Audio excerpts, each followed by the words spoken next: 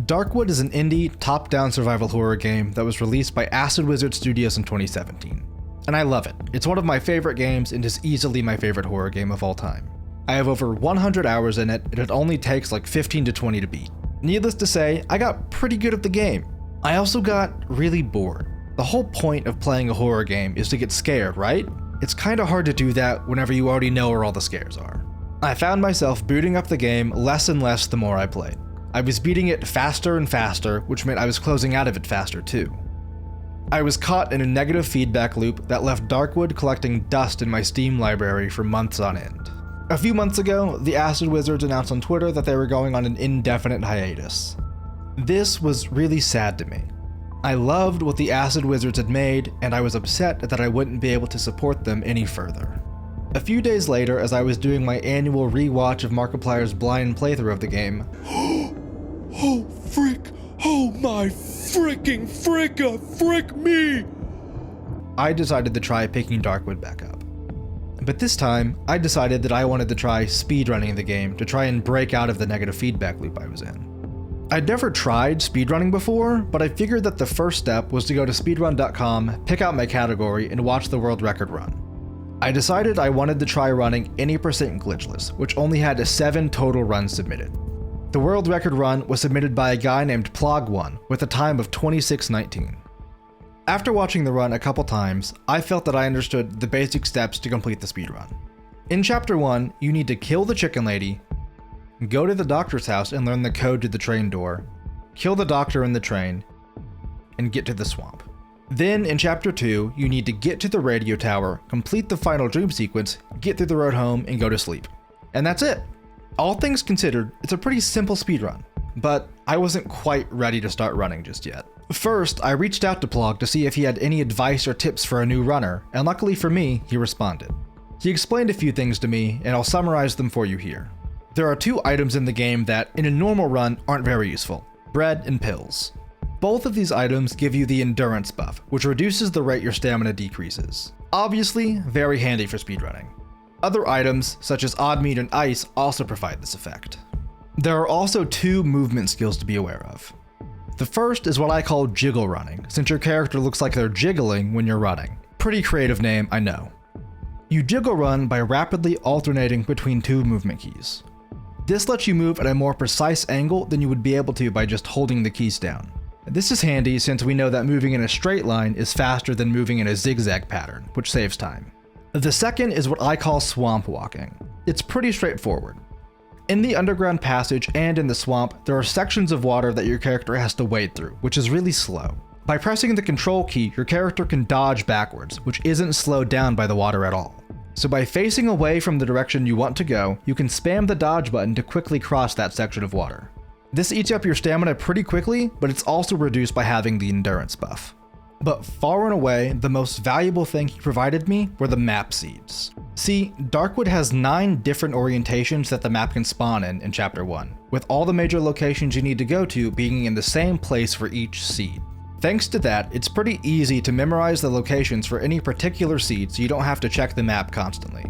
Chapter 2 has an entirely different seed, independent from your seed in Chapter 1. However, there is only a single location you need to worry about in Chapter 2, so being able to locate it quickly is crucial.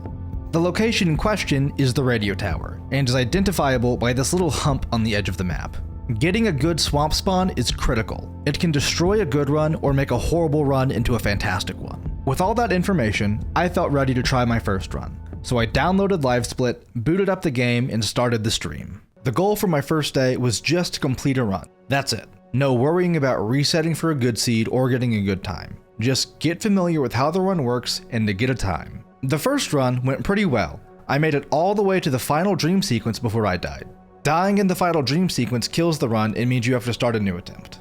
I didn't complete a run on my first attempt, but I was really close since that section is the last section that you can die at. I didn't complete my next few runs either, but after 2 hours, I finally finished my first ever speedrun. I mess up LiveSplit near the end, so I don't get an exact time, but it's somewhere around 32 minutes, which is second to last place on the leaderboard. Not great, but it's my first attempt, so I'll take it. And with that, it's the end of the first day. The next day, I try another run and I beat it first try, getting a whole 2 minutes of time save and ending with a final time of 30:01. And then right after that, I get a crazy time of 26:42, nearly 3.5 minutes of time save. In just one weekend, I was able to improve my time from second to last place all the way to second place, only being 30 seconds behind the world record. This huge time save is thanks to two things. One, we get a good map seed. Of the 9 possible seeds you can get in Chapter 1, 2 in particular stand out above the rest. The seed that we got is one of them. 2, we also get lucky on our swamp spawn seed, spawning close to the radio tower and avoid getting ganked by too many enemies on the way there. But after this, I hit a wall. A big one. For some reason, I just couldn't complete a run to save my life. I died over and over and over again. I was barely even making it to Chapter 2, let alone getting a good time. But then, after attempt after attempt after attempt, I finally get a good run. I get a world record run. Or at least, it would have been.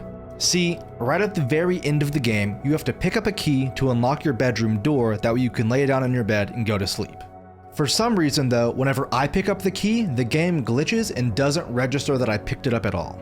This glitch cost me about 10 seconds, which without the glitch, I would have been 7 seconds faster than the world record, but I lost it.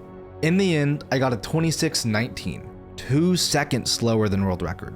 I'm not exactly sure what causes this glitch, but I think it happens whenever you shift click on the key. With most items, shift clicking moves it directly into your inventory, but for important story items, a normal left click is enough to pick it up. I'm back to staring at the wall. Stream after stream, hour after hour. No progress. It's beginning to seem impossible, but I won't give up. I will not lose hope. Instead, I hunker down and decide to go in for the long haul. I decide to do an endurance stream. I decide to stream until I beat the world record, no matter how long it takes. The day arrives and I'm ready to go. I practiced the night before. I have energy drinks on hand. I am prepared for anything. Up until now, I've just been running every single seed that the game has given me, but no more. I decide to start resetting at the start of each run until I get one of 2 seeds. The first is the God Seed. This is the one that Plog used to get his world record that stood for over a year. The second seed is the 1350 seed and is my personal favorite of the 9 seeds. And after 5.5 hours, it finally happens. A world record run. And for the second time, it is destroyed by the exact same glitch. Frankly, at this point, I'm pretty pissed off. But I don't let it get to me. After a quick 15-minute break to cool off, I'm ready to keep going. Though this time, I've decided to narrow my runs down even more, and only run the 1350 seed. And after only 2 more runs, I finally get a new PB. I get a 26:17, officially matching the world record. But I didn't come here to tie for first place. I came here to win, to stand at the top of the leaderboards. So I push on. And the very next run, it happens. I get my world record. A final time of 25 minutes, 14 seconds. Over a minute of time save on the previous record. But when I looked back on the footage, the run seemed totally and utterly average. I didn't get any extra stamina items from corpses. I got a pretty decent swamp spawn, but I got ganked and almost died before I got to the radio tower. I even wasted 5 or so seconds double checking the map at the beginning of Chapter 2. It was a very plain, average run, but yet, it's the world record. It makes me wonder what a truly exceptional run would look like. And that's where you come in. This is a call to action. Just like the title says, I want you to beat my time. I want you to take the top spot from me. I've given you everything you need. The map seeds, the routes, the strats. There's 20 whole hours of footage on the VOD channel you can look over if you want to watch the runs live and learn from my mistakes.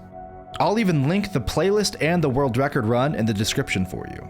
Hell, I'll even link Plog's run in case you want to try out his strats since they're different from mine. All you're missing now is the game. And you know what? I'll give that to you too. This upcoming Sunday, I'll be giving away 3 copies of Darkwoods for Steam. No strings attached. I'm not asking for a follow on Twitch or a subscribe here on YouTube. Just come to the stream and send a chat when it's time for the giveaway.